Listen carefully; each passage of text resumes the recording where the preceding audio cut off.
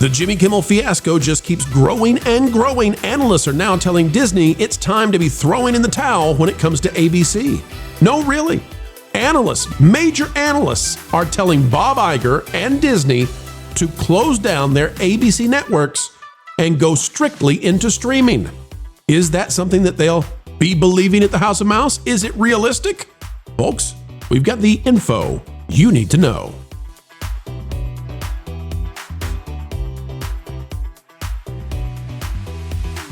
Hello again and welcome back. It is your home on YouTube, the happiest channel that ever was. Ladies and gentlemen, all we need from you is a click of that like button, and let's get into the Jimmy Kimmel fiasco. It's bigger, it's bolder, it's more than Disney can handle. And yet, they gambled everything on bringing back an unfunny man who isn't making them, as far as we can tell, a single penny. Take a look at this out of tvtechnology.com. It's by Tom Butts. It says Disney is urged to shut down ABC to avoid political turmoil. My, oh my, the Jimmy Kimmel fallout continues, and I'm telling you, this story is nowhere close to over. When they brought Kimmel back, the legacy media would like you to believe that that was the end of that. Kimmel's going to be good. He's good to go. He'll get renewed. Everybody's happy. And I'm here to tell you, I think that his ratings are going to crash, and I think that the affiliates are going to be angry. I think the advertisers are not going to be pleasant about this because the market isn't happy. And here is the continuing saga that has been created. It says analysts think Disney should stop broadcasting but keep the licenses. Here's an amazing story you got to know. Two analysts from Needham Securities think Disney should move all of its TV content onto the Disney Hulu and ABC apps and shut down entirely its broadcast operations, citing increased pressure by the FCC, the kind of pressure that resulted in the suspension of the Jimmy Kimmel Show 2 weeks ago, which you guys know is false. That's not why they shut down the show. It wasn't FCC pressure. It was affiliates saying, we can't air this man.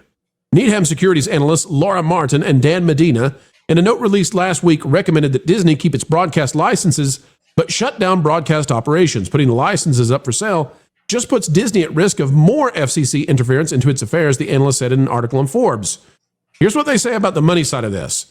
We calculate that shutting down, not selling ABC, would force Disney to write off about $1.7 billion to $2.7 billion of free spectrum value, plus about $1.4 billion of lost cash flow per year, which is worth about $8.3 billion of value based on current TV trading comps.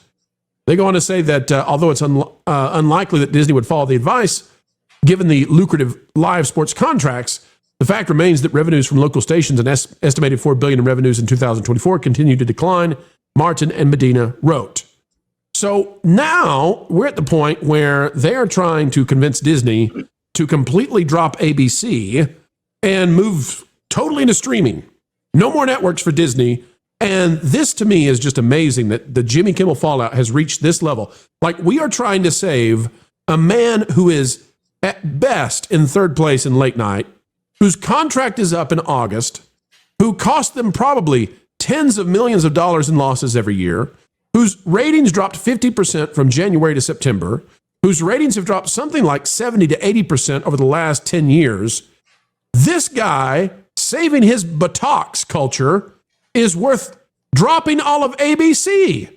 This is bonkers.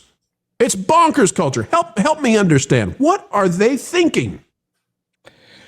They're not. Again, I mean, a lot of people are throwing linear to the side. They're throwing them out though with the bathwater and all of that. I don't necessarily think there's no value in a major network like that, especially since I think this is the year that they're going to share the Super Bowl outside of ESPN and put it in a lot of other places as well. You just want Bad Bunny. No, that's a whole other story. But no, I'm just, in looking at it, I think that whoever these financial people are, they're very short-sighted. And look, the future for linear television isn't great, but it's not going anywhere. Those licenses are worth money. That the spectrum is worth money. The operating those networks allows them to have another budget to pull from to develop television product and oftentimes even film products. So I don't see I don't think anybody can convince me right now that the right financial move is to ditch ABC entirely. I just think that's a terrible, terrible move. I think this is interesting because I slightly disagree. I think the move is maybe to get out of these linear broadcasting networks and so forth. I think, and Bob Iger has been presented with this idea before. And remember, he was going back and forth and, as to what was Disney core and what would we actually retain and so forth. And he backed off on that after a period of time. Well, I guess they were making investments in the Bob Iger building, now the ABC building over there in New York, and a whole bunch of other stuff. But I look at something like this and I go, okay, maybe there is value to still be had with these broadcasting licenses and having ABC and network still a thing at the Walt Disney Company. But I'm going to differ slightly because if people are cutting the cord now and not watching TV at all right now, that's a trend that will probably continue into the future. So do you get out now while those licenses still have value, or do you keep them until they don't? I'm just to push back a tiny bit. This is something that there's limited supply of. And this is not just a network. Let's call it advertising. So you have discount advertising for all of your products, everything you have to offer, shows, sports, whatever. You have something that nobody else has access to that desperately wants advertising space. So every little bumper, every little network bug that's on the bottom corner of the screen, every single one of those things is saying I'm here to everybody all the time. I think there's a tremendous downside, especially for Disney, which is in catastrophic fail mode across the board, although a lot of people won't see it that way when it comes to market penetration for a lot of their products. So why would you get rid of an automatic Disney cruise commercial? Why would you get rid of, all of these other things? Now, Disney has not been leveraging that ability for a long time, Vash. I agree with you. But think about the fact that Wide World of Disney, all these other ideas that came along the pipe when Disney was, I think, the last network to go to color, if I'm not mistaken, color television 24/7. It just, why they stopped doing that and using the wheel. What do we want to call that? The flywheel. The flywheel, which is not flying at all right now. But, that's the thing. I see value there where maybe a financial person wouldn't, because if the Jimmy Kimmel show was so important that they had to use every ounce of leverage to get him back on the air instead of just a write-off for a overspent show, that tells you they understand the value of having that vehicle, and some of these finance guys don't. Well, okay, so that's a great point. If the Hollywood trades all jumped in and said, you're not going to cancel Kimmel, that's a vote from all of Hollywood that this stuff matters, that linear really matters. Jonas, I want to show you something here. We're looking at the Nielsen Live ratings from 2010 to 2025, specifically in the demo. And the demo is what matters in terms of advertising. Now, you'll notice that Fallon was the top dog, and he inherited that from Leno, and he took it, and he was the top dog back in 2013-14. And then what happened in 16?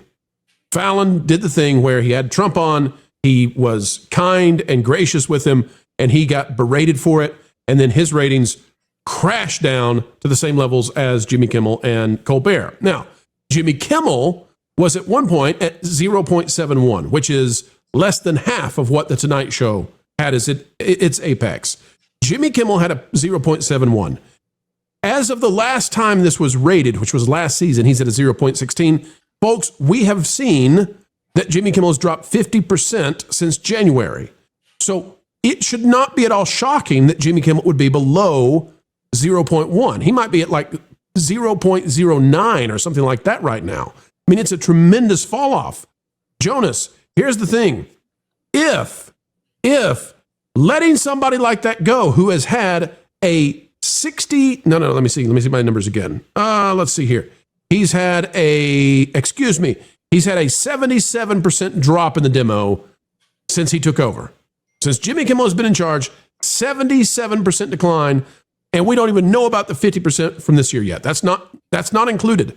Jonas, if that is enough for these analysts and for the Hollywood elites to say, Disney, drop ABC entirely, they've lost their minds.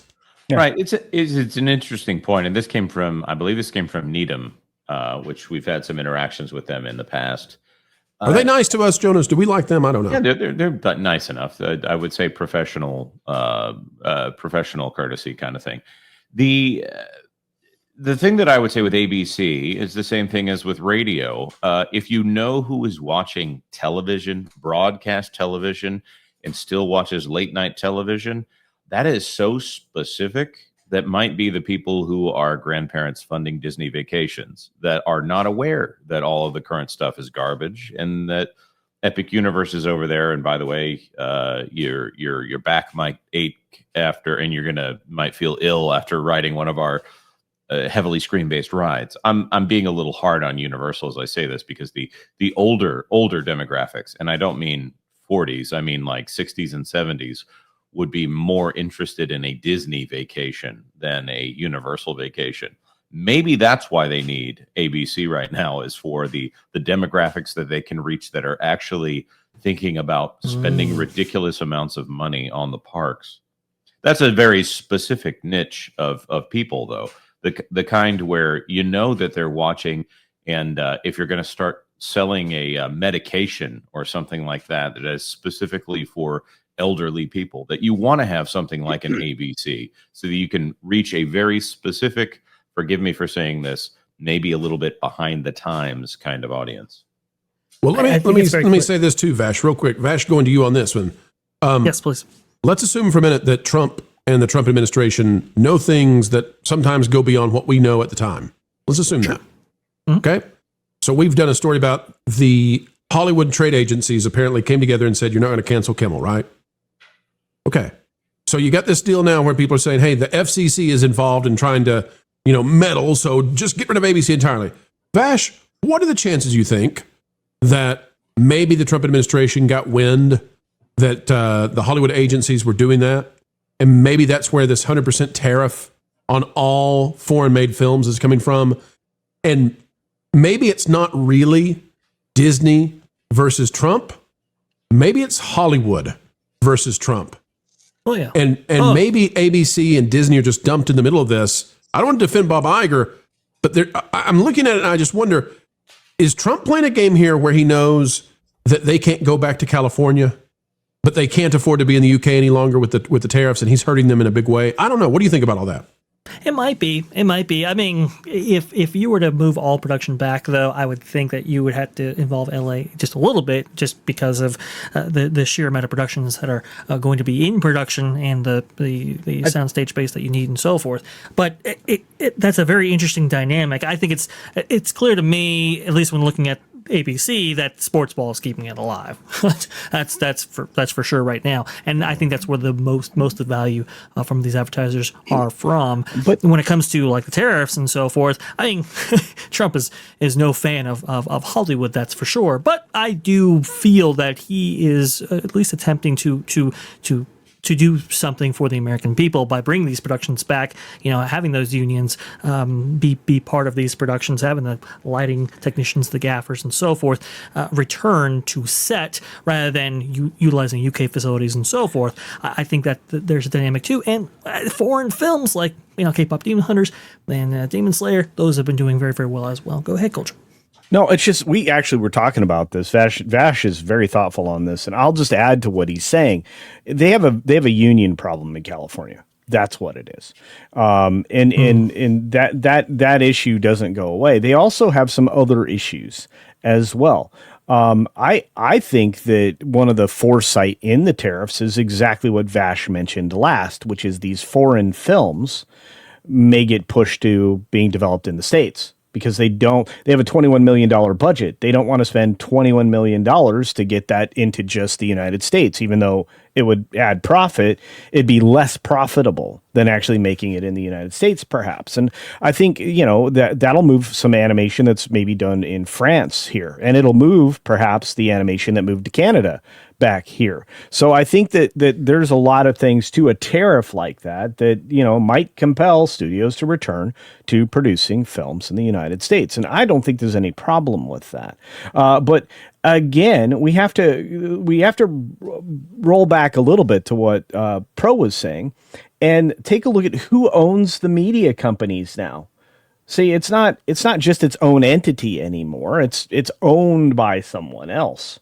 Right. And these media entities are owned by someone else who are trying to have their own political influence by influencing the culture, not just through the material that they make, which is full of garbage, especially when you talk about Disney, but also the news and how they frame all of it in the most extreme positive way for a radical ideological side.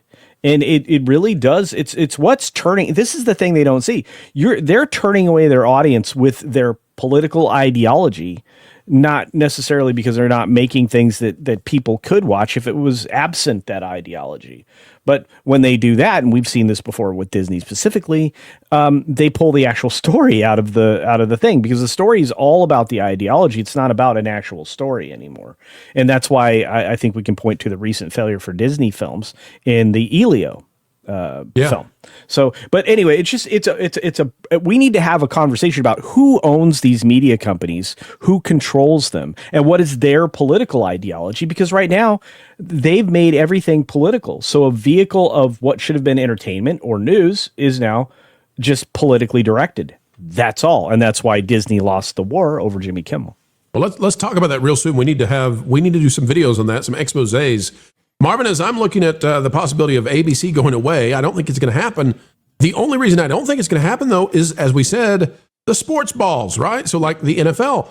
But what's keeping it alive is that Disney tried to launch this ESPN app, and it just has failed to launch. It's gone terribly for them, and that means they're beholden to continue holding ABC stations. Right. Yeah, I think most people don't even realize that this ESPN thing happened. They get that little pop-up on Disney Plus. It's like, hey, do you want to upgrade? And they just immediately say no because it's already too expensive. I can't imagine ABC going away, specifically because I think there is still power in having a network broadcast that anyone can tune into, without there being a paywall. So even if it's just a prestige thing, Disney controls one of the major broadcast stations. I think that is worth holding on to. I can't imagine that they would get rid of it to fully focus on streaming. I think that you can use ABC to help push your streaming. They don't do a very good job of that, but it's definitely something that they can do. Which I just, thinking about all of this with Kimmel and then The View, I start to wonder if they did take The View off the air, would there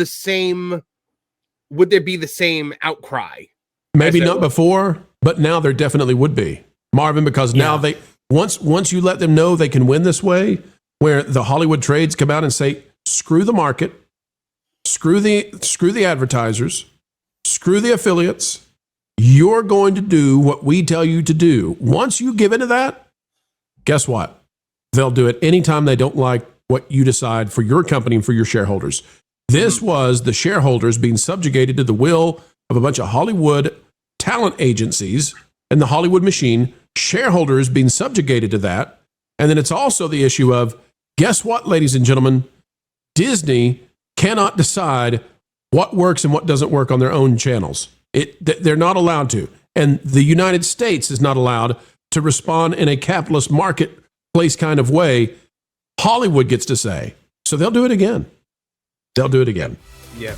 And that's a wrap, ladies and gentlemen. We are done for now, but don't worry. Do not fret. Not yet, for more content is still coming your way 4 times a day right here on the Pro channel. What a joy it has been to share our time with you. We hope you feel the same. Adding value to your every single day is our job here, and we take it very seriously. Folks, the only thing we ask in return is that you consider clicking that like button. Share, subscribe, click it. Stick it to those algorithms. It's the notification bell. And drop a comment right on down below. And folks, if you'd like to subscribe to our partner YouTube channels, That Part Place, That Pod Place, That Game Place, and some of those radio stations like Vacation Radio, well, we certainly would appreciate it. Until the next time we have the honor of spending time and being invited into your day, folks, we go on our way saying this: keep learning, keep growing, and as always, keep having fun. Jump into the water! Why listen to music made by people and companies who really don't like you? Check out Vacation Radio today and prepare for all new content made by the people behind the WDW Pro channel. It's the place you need for all the music. That should be fun. Want it all, so I give them cannonball. Yeah! Hundreds of songs, every genre you can imagine. Listen live on YouTube and enjoy a set list that's always sunny. It's Vacation Radio. Arizona.